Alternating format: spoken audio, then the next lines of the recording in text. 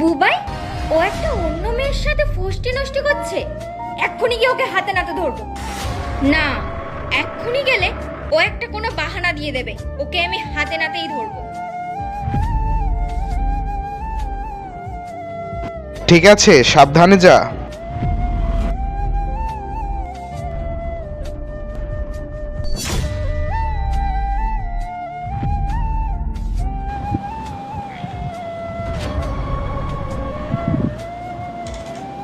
এসে গেছো? আজকাল একটু বেশি লেট করে আসছো না? হ্যাঁ, আজকাল রাস্তায় অনেক জ্যাম হচ্ছে, তাই আসতে অনেক দেরি হচ্ছে। জ্যামে লেট হয়ে গেছে নাকি তোমার প্রেমিকের সাথে দেখা করতে গিয়ে তোমার লেট হয়ে গেছে? এসব কি ফালতু কথা বলছো কোয়েল? আমি ফালতু কথা বলছি? আমি নিজের চোখে দেখেছি তুমি তোমার প্রেমিককে কিভাবে জড়িয়ে ধরেছিলে। কোয়েল, তুমি যেমনটা ভাবছো তেমন কিছু না। সত্যি বুবাই, তুমি এখনো মিথ্যা কথা বলে যাচ্ছ। আমি আমার নিজের চোখে দেখেছি। আমাকে যদি এই কথাটা অন্য কেউ এসে বলতো না, তাহলে আমি কখনোই বিশ্বাস করতাম না। কিন্তু আমি আমার নিজের চোখে দেখেছি, আর নিজের চোখে আমি কিভাবে অবিশ্বাস করাবো? আর ওই মেয়েটা কেমন মেয়ে, নিজে একটা মেয়ে হয়ে একটা অন্য কারো সংসার ভাঙছে। চুপ করো কোয়েল, ওকে নিয়ে আমি আর কোনো বাজে কথা শুনতে চাই না।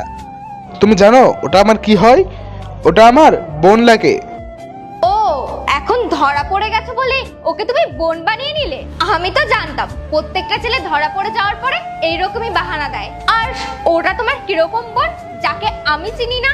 বন্ধুরা, তারপর কি হলো সেটি দেখার আগে আল্লাহ এই পবিত্র কোরআন শরীফটি দেখে যে ভিডিওতে লাইক এবং সাবস্ক্রাইব করবে, তুমি তার মনের আশা পূরণ করে দাও এবং তার বাবা মাকে অনেকদিন বাঁচিয়ে রেখো। আর যদি তুমি লাইক এবং সাবস্ক্রাইব না করো, তাহলে আমি বুঝে নিব তুমি এই পবিত্র কোরআনকে ভালোবাসো না। তুমি এই কারণে ওকে চিন্তা না, কারণ ও আমার দুঃসম্পর্কের মাসির মেয়ে হয়। তাহলে তুমি সবকিছু জানতে চাও, তাহলে শোনো। দাদা, তুমি 1 লাখ টাকা এনেছো?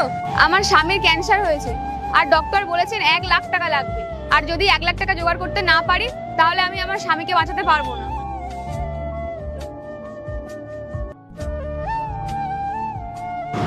এই নে, এখানে 1 লাখ টাকা আছে। আর তুই চিন্তা করবি না, তোর ভাই যতদিন বেঁচে আছে তোর স্বামীর কিছুই হবে না, তুই চিন্তা করিস না। থ্যাংক ইউ দাদা।